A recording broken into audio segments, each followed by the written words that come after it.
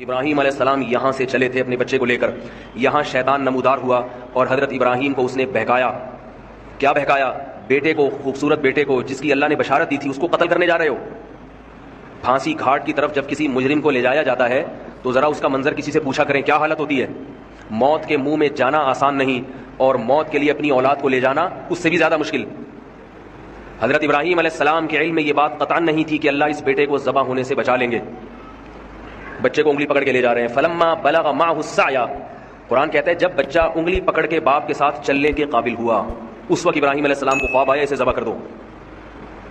یہ نقطہ قرآن نے کیوں بیان کیا کہ بیٹے سے باپ کی محبت اس وقت جوش مارتی ہے جب بیٹا باپ کے ساتھ انگلی پکڑ کے چلنے کے قابل۔ اب اس کے ساتھ محفلوں میں جانا شروع ہوتا ہے۔ جب تک اس سے چھوٹا تھا تو وہ ماں کی آنکھوں کا تارا ہوتا ہے، باپ تو اسے دور کرتا ہے۔ دیکھا ہوگا نا آپ نے، باپ بچے کو پیار کرتا ہے، جیسے بچے نے کچھ کیا، لو بھائی اماں کو پکڑا دو۔ ٹینشن کون پالے؟ ماں پالے۔ لیکن جب وہ کیا ہوتا ہے، بچہ انگلی پکڑ کے باپ کے ساتھ چلنے کے قابل ہوتا ہے، پھر باپ کی آنکھوں کا تارا بنتا ہے۔ اللہ فرماتے ہیں فلما بلغ معه السعی، جب وہ بچہ انگلی پکڑ کے باپ کے ساتھ چلنے کے قابل ہوا، محفلوں میں جانے کے قابل ہوا، تو اللہ تعالیٰ نے ابراہیم علیہ السلام کو 3 دفعہ خواب دکھایا، عرفہ کے دن اور بقرعید کے دن، اور اس سے ایک دن پہلے 8 ذی الحجہ کو 3 خواب آئے کہ اس بیٹے کو اللہ کے نام پہ ذبح کر دو۔ ابراہیم علیہ السلام جس مقام جب گئے ہیں جہاں چھوٹا شیطان، درمیانی شیطان، بڑا شیطان، یہ چھوٹے بڑے درمیانی نہیں تھے، یہ شیطان ایک ہی تھا۔ لوگ سمجھتے ہیں یہ ذرا کم کوالٹی والا شیطان ہے، یہ تھوڑا سا مہنگا والا ہے، یہ زیادہ بہکاتا ہوگا، یہ تھوڑا سا جاپان سے منگوایا ہوگا یہ والا شیطان، یہ زیادہ خطرناک ہے۔ یہاں 2 غلط فہمیاں ہیں، ان کا ازالہ کر دینا چاہیے۔ ایک تو یہ کہ چھوٹا بڑا شیطان صرف ایک علامت کے طور پہ، کیونکہ وہ تینوں ایک ہی جیسے ہیں تو خلط ملط نہ ہو جائے، یہ اس لیے بیان کیا جاتا ہے۔ دوسری بات یہ کہ وہاں شیطان عملی طور پر موجود نہیں ہے، وہ پتھر ہے جو تبدیل ہوتا رہتا ہے، وہ ایک نشانی ہے پتھر کی، یہاں تھا شیطان، تاکہ رمی کرنے میں آسانی ہو۔ لوگ اس پتھر ہی کو شیطان سمجھنا شروع کر دیتے ہیں۔ سمجھ رہے بات کو؟ لوگ کیا کرتے ہیں، لوگ سمجھتے ہیں کہ یہ پتھر جو ہے نا یہی شیطان ہے، وہ شیطان نہیں ہے پتھر، بلکہ وہاں شیطان نمودار ہوا تھا حضرت ابراہیم علیہ السلام کو بہکانے کے لیے۔ حضرت ابراہیم نے شیطان کو کنکریاں ماری، کنکریاں، دوبارہ نمودار ہوا، دوبارہ کنکری ماری، تیسری دفعہ نمودار ہوا، تیسری دفعہ کنکری ماری، اور مینا میں اپنے بیٹے کو لے جا کے لٹا دیا۔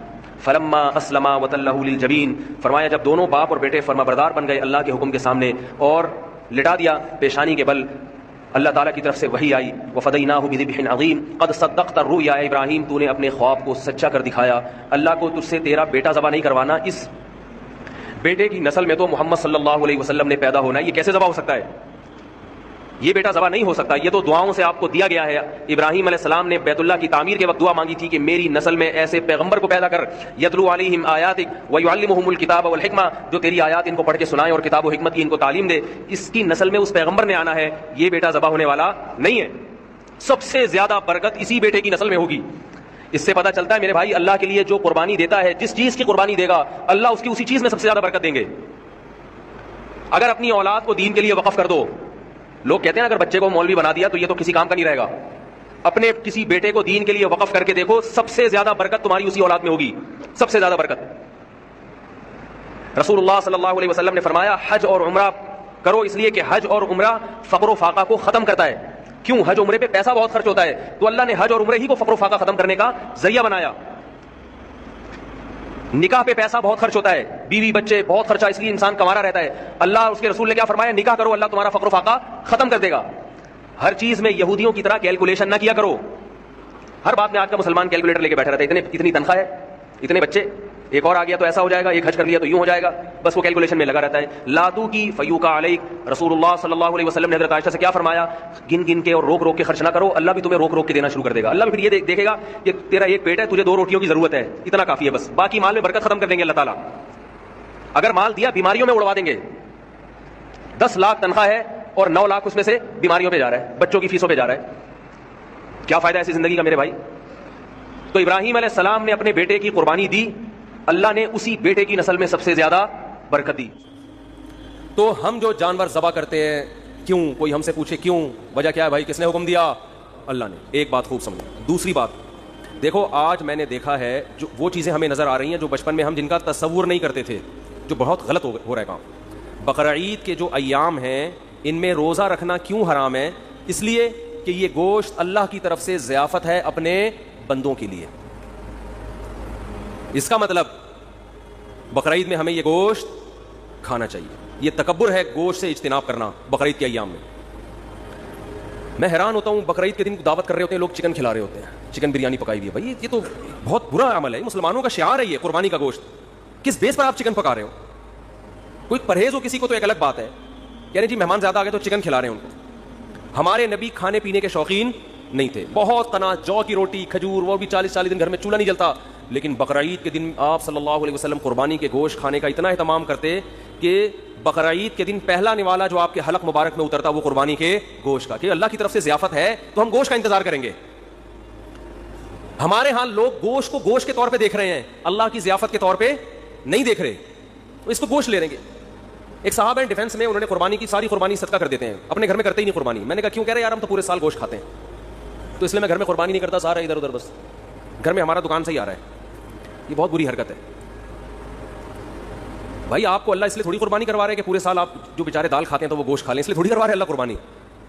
جب کوئی عزت دار آدمی آپ کو دعوت دے اور کہے کہ ہماری دعوت میں آئیں, آپ پوچھیں کیا پکاؤ گے, وہ کہے میں قورمہ بریانی, اور آپ دعوت سے شارٹ ہو جائیں. اگلے دن وہ فون کر کے پوچھ رہا ہے آپ میری دعوت میں کیوں نہیں؟ آپ کہتے ہیں یار ہم تو صبح شام پیزا برگر کھانے والے لوگ ہیں, بروس کھاتے ہیں, یہ قورمہ بریانی تو یہ ہمارے لیے کوئی اتنی ویلیو نہیں رہتی, یہ تو ہم اپنے غریبوں کو کھلاتے ہیں. اس کو غصہ آئے گا کہ نہیں آئے گا؟ کیا ہو گیا بھائی؟ او بھائی ابھی اس کے قورمے کو نہیں دیکھا جائے گا, اس کی نسبت دوست کی طرف کی جائے گی کہ میرا بچپن کا دوست ہے, اس نے وہ بے شک دال چاول کھلائے. آپ جائیں گے نوالے بھر بھر کے شوق سے کھائیں گے, تعریفیں بھی کریں گے. آپ کی ماں نے بھنڈی پکائی ہو ہے بھائی, مسور کی بھنڈی تو بہت اعلیٰ غذا ہے. مسور کی دال جو اللہ دشمنوں کو بدوا, جب کیونکہ بہت خشک ہوتی ہے, مسور کی دال بہت خشک ہوتی ہے. مسور کی دال پکائی آپ کی والدہ نے, لیکن دال چاول مسور کی دال بہت اچھی ہوتی ہے. میں یہ وضاحتی بیان سے کرنا پڑتا ہے کہ پھر لوگ دال چاول دعوت کرتے ہیں نا تو کچھ اور چیز لے آتے ہیں سامنے. تو آپ کی والدہ نے محبت سے مسور کی دال پکائی, تو آپ محبت کے اظہار میں لقمے بھر بھر کے کھاؤ گے کہ نہیں کھاؤ گے؟ تو یہ تکبر ہے کہ ڈیفینس میں رہنے والا آدمی کہہ رہا ہے یار ہم تو پورے سال گوشت کھاتے ہیں, ہمیں کیا ضرورت ہے؟ وہ بھائی شوق سے کھاؤ, تواضع کے ساتھ کھاؤ, یار ہم تو اللہ کے رزق کے محتاج ہیں. اللہ تیرا فضل ہے کہ تو ہمیں کھلا رہا ہے. حقیقت ہے اللہ نہ کھلائے تو ہم تو بھوکے مر جائیں. تو اس میں شوق سے نبی صلی اللہ علیہ وسلم نے, روایت میں آتا ہے 100 اونٹ نہر کیے, 60 اپنے ہاتھوں سے, باقی حضرت علی سے. ہر گوشت ہر جانور میں سے تھوڑا سا آپ نے نوالا لیا ہے اس میں سے. تو اس لیے اس میں تکبر بھی ٹھیک نہیں ہے کہ ہمیں کیا ضرورت ہے, ساری قربانیاں ادھر کر دی, بھائی کچھ نہ کچھ گوشت رکھو. اور کنجوسی بھی ٹھیک نہیں ہے. بعض لوگ اللہ کی ضیافت کو جو قبول کرتے ہیں تو اگلے سال بقرعید تک وہ ضیافت ہی چلتی رہتی ہے ان کی. محرم کے حلیم کس سے پک رہے ہیں؟ ہے بھائی اتنی بھی کنجوسی ٹھیک نہیں. وہ ایک چٹکلا ہے نا اس پہ, ایک آدمی کو خواب آیا, بقرعید کے 6 مہینے بعد خواب آیا کہ اس کا بکرا جنت میں ٹہل رہا ہے, ایک ٹانگ نہیں ہے, ایک ران نہیں ہے. اس نے پوچھا فرشتوں سے یہ کون ہے بھائی؟ اس نے کہا یہ تمہارا بکرا جو تم نے ذبح کیا تھا جنت میں. اس کا ٹانگ کہا کہہ رہا ہے وہ ابھی تک فریزر میں پڑی ہوئی ہے, وہ ابھی تک تمہارے, وہ جب پہنچے گی تو لگا دیں گے یہاں پہ. سمجھ رہے ہیں؟ تو اتنی کنجوسی بھی ٹھیک نہیں, کھاؤ بھی اور کھلاؤ بھی. رج کے کھاؤ تو رج کے کھلاؤ, لیکن رج کے کھانے میں اتنا ضرور ہے کہ گوشت اسی کو سوٹ کرتا ہے جو اس کو یوٹیلائز بھی کرے. تھوڑا سا ورزش ہو, محنت ہو تو پھر تو گوشت کھائے انسان. زیادہ محنت کا کام نہیں ہے تو پھر اللہ کی ضیافت اتنی قبول کریں جتنی افورڈ کر سکتے ہیں. میرے بیان سن کے چربیاں کھا کے پتہ چلا آغا خان میں پڑے ہوئے ہیں, لیکن کھائیں ضرور. اور ایک اہم بات یہ بھی کہ جو غریب آدمی ہے جسے پورا سال گوشت کھانے کو نہیں ملتا, وہ اگر قربانی کرتا ہے تو فقہا کہتے ہیں اس کے لیے اسٹور کرنا یہ صدقہ کرنے سے زیادہ بہتر ہے.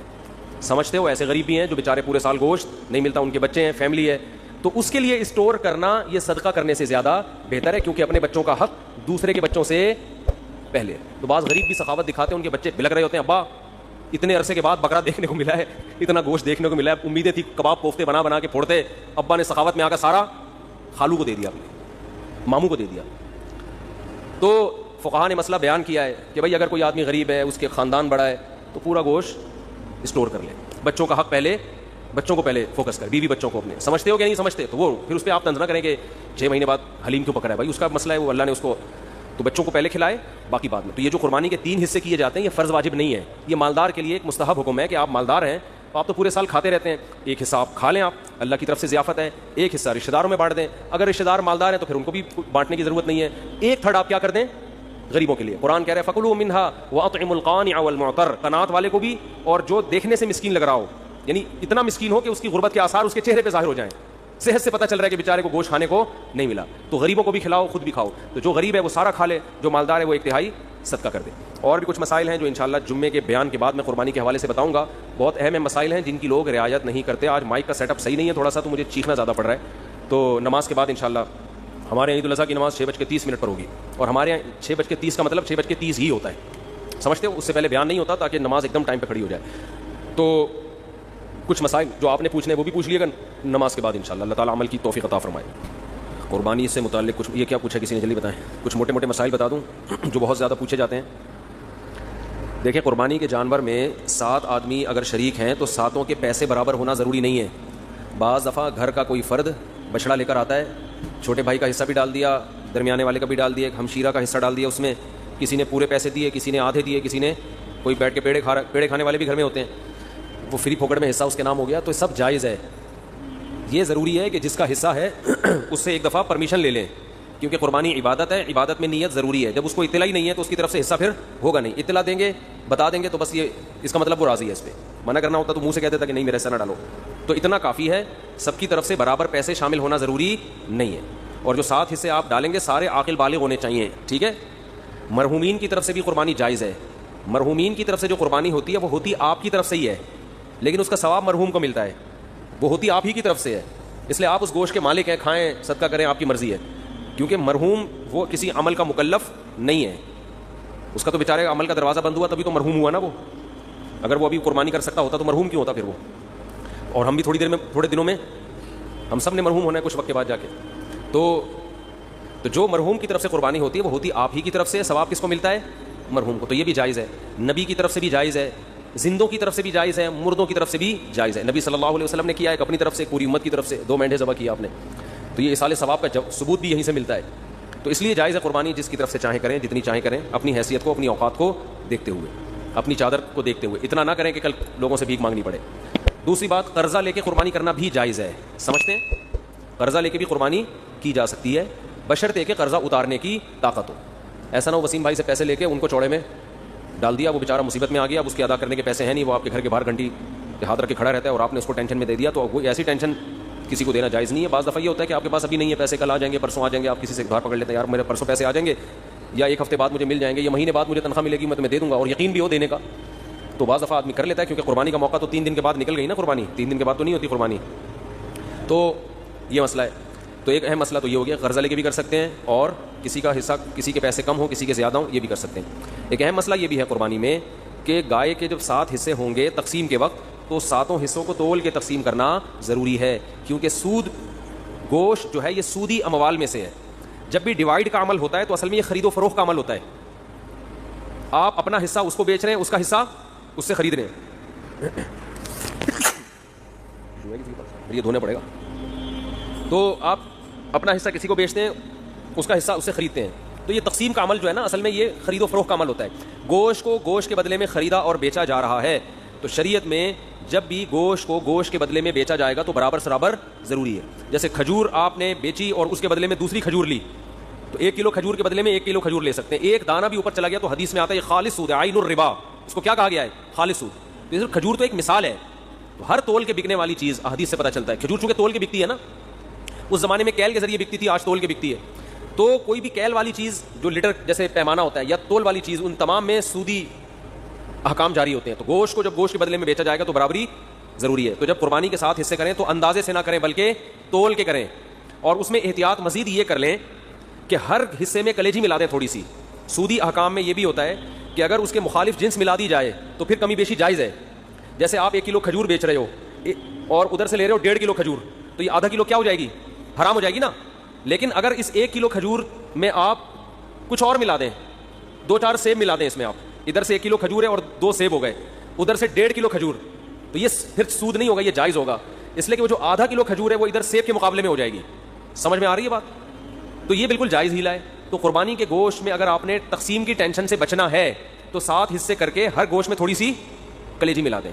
ہر کلیجی میں تھوڑا سا گوشت ملائیں، ہر گوشت میں تھوڑی سی کلیجی. جب شروع میں کلیجی کے 7 حصے کریں، کلیجی پھیپڑے اور جو کچھ بھی ہوتا ہے، تو اس میں 1-2 بوٹی گوشت کی ملا دیں. تو اس میں اگر کمی بیشی ہو گئی تو وہ جائز ہے. اور گوشت کے جب 60 ڈھیریاں بنائیں تو اس میں 2 بوٹیاں 3 بوٹیاں کس کی ملا دیں؟ ہر ڈھیری میں کلیجی کی. تو یہ سود سے بچنے کا ایک ہیلا ہے، تدبیر ہے. آج کل چونکہ فنٹر مارکیٹ میں بہت ہیں کلپ بنانے والے جن کو مسائل کی الف بے بھی نہیں پتا اور بیٹھ کے پھینکتے بہت ہیں. تو ہو سکتا ہے میرے اس کلپ پہ کہیں کہ کان ادھر سے پکڑو ادھر سے پکڑو، کیا ہے برابر ہے. تو یہ سود میں ڈالنے کے لیے انہوں نے ہیلا نکالا ہوا ہے. تو جو کوئی ایسا کلپ بنائے گا اس کی باتوں میں نہ آئے. ہیلوں کی 2 قسمیں، ایک ہیلا ہوتا ہے حلال حرام کو ایک ہیلا ہوتا ہے حرام میں مبتلا ہونے کا ذریعہ، اور ایک ہوتا ہے حرام سے بچنے کا ہیلا. تو جو ہیلا حرام سے بچا لے آپ کو وہ جائز کیا، وہ مستحب ہے. تو یہ سود سے بچانے کا ہیلا ہے، سود میں ڈالنے کا ہیلا نہیں ہے. سمجھتے ہو بات کو؟ تو جب بھی گائے کے گوشت کے 7 حصے آپ کریں گے، ہر حصے میں تھوڑی تھوڑی کلیجی ملا دیں. پھر اگر کمی بیشی ہو بھی گئی تو بلکہ تول کے بھی تقسیم کریں تو بھی کلیجی ملائیں، کیونکہ تول میں اتنی ایکوریسی ہوتی نہیں ہے. سمجھتے ہو بات کو کہ نہیں سمجھتے ہو؟ بعض لوگ یہ کہتے ہیں ہم تو گوشت تقسیم ہی نہیں کرتے. بھائی وہ بڑا بھائی نے بولا یار بس میرا حصہ بھی تھوڑا سا مجھے دے دو، باقی سارا خود رکھ لو. تو جب بھی کسی کا حصہ نکلے گا نا تو ڈیوائڈ ہوگا، وہ 7واں حصہ پورے 7 حصے آپ کو کرنے پڑیں گے. ہاں ایک صورت میں معافی ہے کہ ایک گائے پورے گھر میں استعمال ہو رہی ہے، سمجھتے ہو، اس کو ڈیوائڈ کر ہی نہیں رہے آپ.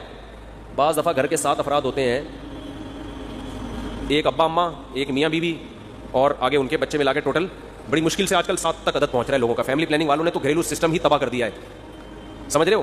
وہ جو پہلے گھروں میں پورے 2 بچڑے آتے تھے، یہ منجلی آپا کا ہے، یہ چمونی آپا کا ایسا ہو گیا، یہ ممانی کا ہو گیا، یہ خالہ کا ہو گیا، یہ جناب پوتے کا ہو گیا، یہ بہو کا ہو گیا، پوری 2 کٹے ہم دیکھتے تھے لوگوں کے گھروں میں کٹتے تھے، 2 بچڑے ایک ہی گھر میں چل جاتے. اب وہ فیملی پلاننگ والوں نے سارے خاندانی سسٹم کی واٹ لگا دی، بچے ہی نہیں ہے. اور خدا کی قسم جس گھر میں بچے نہیں ہیں، عید بقرعید کا مزہ تو اس گھر میں ہے ہی نہیں. ہمارے بچوں نے 10 دن سے پڑھائی چھوڑ دی ہے، گائے آ رہی ہے کلابازیاں کھا رہے ہیں، مدرسوں کی شکایتیں آنی پڑھ کے نہیں دے رہے. ہم کہتے ہیں بھائی بقرعید گزرے گی تو پڑھیں گے، ابھی ہمارے بس میں نہیں.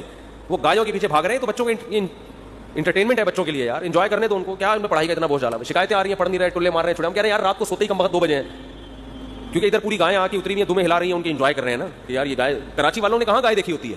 وہ ایک ویڈیو ہے بنارس کی، اس پہ بیل کے پیچھے پبلک بھاگ رہی ہے، اس پہ نیچے کے پی کے والوں نے، پنجاب والوں نے کمنٹس کیے ہیں کہ کراچی والوں نے کبھی گائے دیکھی نہیں ہے.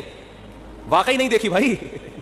گائے تو کھیتوں میں ہوتی ہیں یار، بکریاں شہروں میں تھوڑی ہوتی ہیں. تو ہمیں تو یہی تو سیزن ہے ہمارا گائے بچڑے دیکھنے کا. اور ایسا ایسا بچڑا مارکیٹ میں آ رہا ہے، طبیعت خوش ہو جاتی ہے دیکھ کے.